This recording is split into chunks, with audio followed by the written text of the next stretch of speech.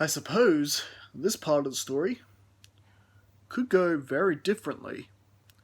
Hey guys, DB right here, and today I am continuing with another what if that I haven't continued with since earlier last year, like early last year, and that is, what if Barne went with Goku to Earth?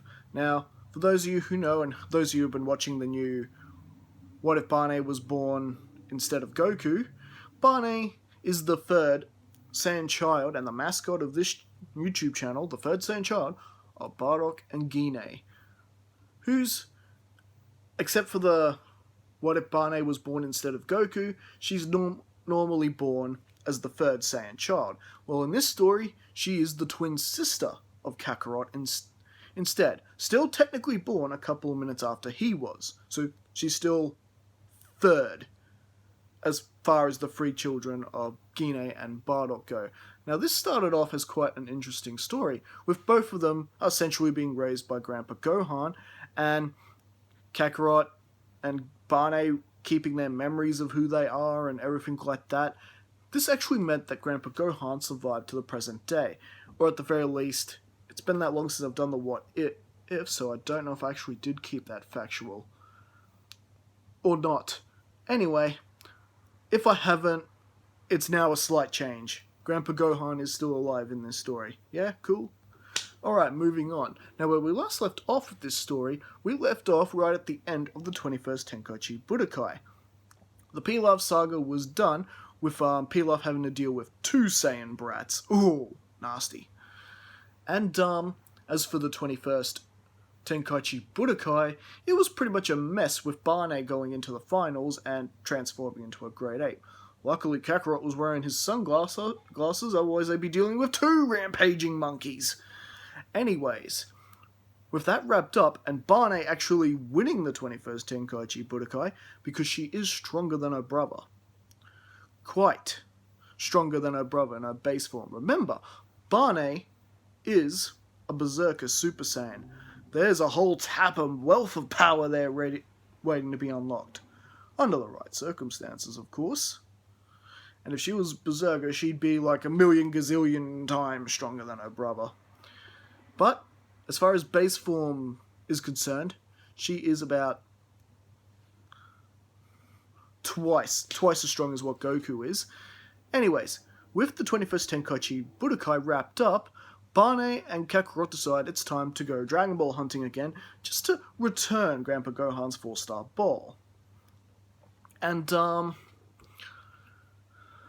well, there are some changes with what happens within this Red Ribbon Army arc. Pretty much, the whole Curdle Silver thing plays out exactly as it does per normal. And, well, the huge difference is, as well, in, Sano's village and the whole Muscle Tower arc, pretty much Goku and Barne together decimate Muscle Tower. You know, both of them were able to team up and easily dispatch a major Metallotron, and the Murasaki brothers, not even worth their time, really.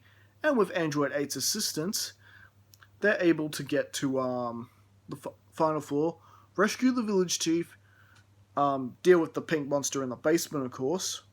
Barne actually being the one to figure out about the ice trick, and they got rid of him a lot easier than in the original, and it pretty much left General White without any options. However, he does manage to wound Goku a little bit with that surprising gunshot, but before even Ada could do anything and get angry and throw General White out, Barne pretty much just blasts him away with a ki blast. And, well, this is pretty much the first time we've actually seen Barne slightly angry. And, well, the whole General Blue thing also works out differently as well, at least towards the end of the whole Pirate Treasure Island hunt. There's no chasing him around to Penguin Village, because Barne and Kakarot together, after General Blue wounds Krillin like he does in the original, he can't use his paralysis on both these children. he is able to stun Kakarot, but Barne is just too strong that his paralysis abilities aren't affecting her. And she ends up ultimately destroying the general right then and there. Yeah. And essentially, the blows that Barne gave General Blue himself didn't kill him. It was the cave-in after that finished off the general. And well, with the old incident of Launch turning Bond and stealing the diamond, she just basically changes back and gives Roshi back the diamond. So, at least Goku doesn't have to do any unnecessary running around in Penguin Village in this timeline. So Barne and Kakarot, I keep forgetting to say Kakarot, are on their way again, where they finally end up at towards the land of Korin. And of course, you've got, is it Captain Yellow? Oh no, yeah, the tiger guy, the Red Ribbon Army. I know it's Yellow. I know his name's Yellow. Anyways, he goes ahead and, has his men attack Bora to retrieve the Dragon Ball, and then resorts to, kidnapping Bora's son, Upa, who is ultimately rescued by our Saiyan twins. And well, with that, they basically have no choice but to send in Mercenary Tao, and well, thanks to their Dragon Raider and pretty much the last call-in, they know exactly where Goku and Barne are, and so we get the battle between Mercenary Tao. Now, this time around, Barne is able to protect Bora from getting pierced by that spear, so Bora doesn't actually die in this timeline, which is good. However, the battle between Goku and Tao, again, Kakarot and Tao, goes like it does in the original story, with ultimately Tao getting the better of Goku this time around and firing a Dodon wave, which hits Goku directly, and this sets Barne off. Barne thinks her brother is dead. And it was quite a big hit, because when that blast hit, it was like his energy just plummeted. And, even Upa thought he was dead. And, well, something happens within Barne. Her anger is getting the better of her. I failed to protect my brother. My family is gone. Raditz is gone. Mom and Dad are gone. Now my brother. I couldn't do anything. Anything. And a green aura begins to encircle her, and Barne releases for the first time in this timeline her Berserker Super Saiyan form. And well, it is not good for you, Tao. She is pummeling Tao like there's no tomorrow. In fact, the first hit right there is able to kill him, but she's just pummeling him that much and that quickly. He may as well be dying over and over and over again. It is brutal. Upa is scared at what he's seeing here. He couldn't believe this. But, long story short, by the time she is done and obliterates his body with a ki blast, basically Barne just keeps flying off in the direction Mercenary Tao came from. She's heading straight for the Red Ribbon Army base. And, well, meanwhile, Goku does finally wake up, and Upa fills him in on what happened and about this transformation. Now, Kakarot, is worried about his sister, but there's a chance that if he tries and does anything, his sister might end up killing him.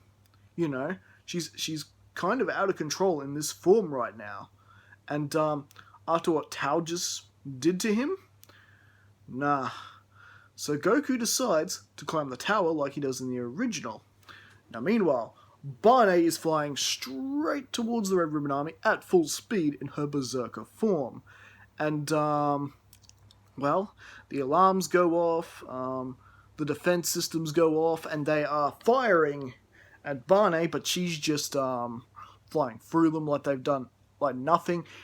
However, she does turn around and destroy the entire defense system, so it's pretty cool, this sequence of her and the explosions everywhere, and it is true destruction, the likes you would see a Saiyan do when they are, conquering a planet. So just picture Nappa having a lot of fun, and you'll get the idea of what Barney's doing to the Red Ribbon Army. It is not good. And well, as she descends upon the headquarters, all the soldiers in fear, they're firing at her and everything. You guys will be my blood sacrifice to my fallen brother.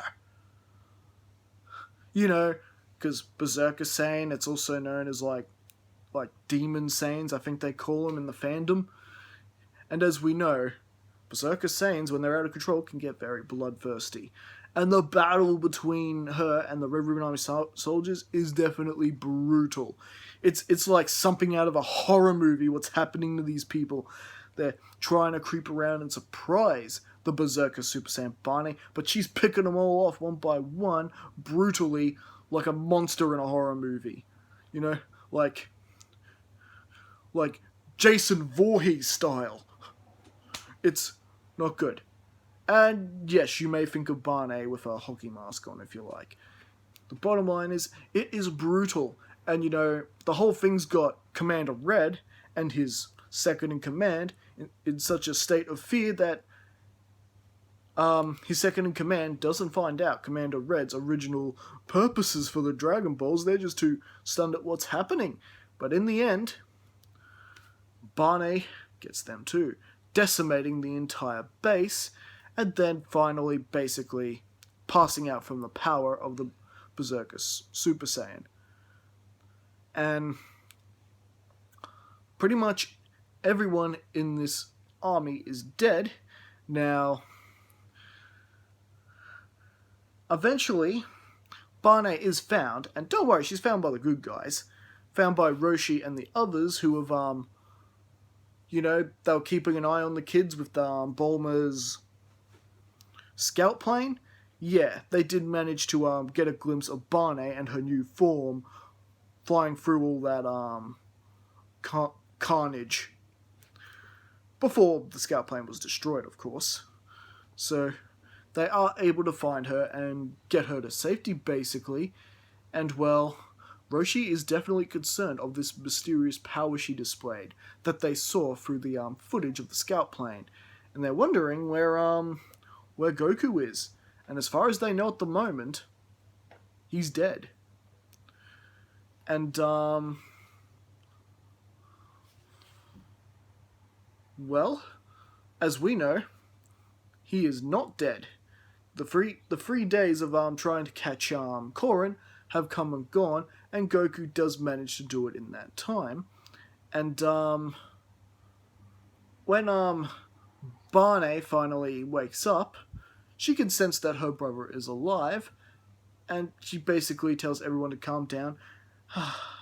Because as she wakes up, she's like, thank goodness Kakarot's alive. What? Kakarot's alive? We didn't find him anywhere near you, so we just assumed. My brother's a Saiyan too, after all. It'll take more than that to get rid of him. And, well, Kakarot grabs the flying Nimbus, and after being thanked from Bora and Upa for everything he did and tried to do, and that they were sorry they weren't much help when they dealt with Tao, Goku just accepts their apology. Kakarot just accepts their apology, good-mannered kid that he is, and he decides to make his way back to Kame House. And luckily, he does happen to know the way back there. And he does still have the radar anyway. So, essentially with that, Bulma and pretty much Barne needs to figure out what to how they're going to get to this last Dragon Ball because the radar's suddenly not working. And this is where Roshi mentions his sister, Fortune Teller Barber. I think for right now, that's exactly where we're going to leave things. So, again, what did you guys think? Did you enjoy this Red Ribbon Army saga? How cool was it that we get to see a version of Super Saiyan this early on in the story? Even though it's not a controlled form or a controlled state, and we might, at this point, only see it occasionally, but who knows, as the story goes on and we head into the Dragon Ball Z type area, we might see this transformation become somewhat permanent. And something that Barne might be able to gain control of eventually. And, well, all this and more next time as we continue this story. As always, don't forget to leave your thoughts in the comments. Don't forget to like and subscribe to the channel if you haven't already. I'll see you guys next time. Catch you later.